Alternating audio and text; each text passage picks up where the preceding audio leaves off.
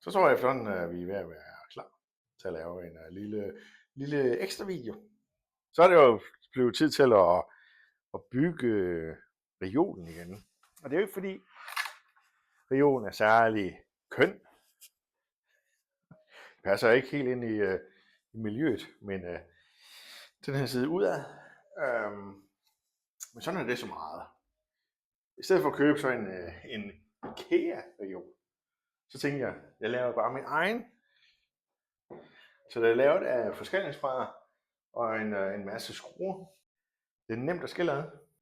2 gange bjælker, hvad hedder sådan noget. Nå, så langt så godt.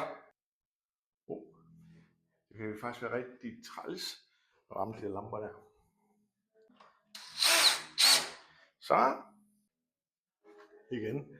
Uden at ramme nogle af de her lamper. Okay, det er så her, du kan begynde at lave væddemål på. Når jeg får ødelagt en lampe, inden jeg er færdig, eller når jeg lykkes med at lave det her, uden at ødelægge lampen. Så nu du skal lave det sats.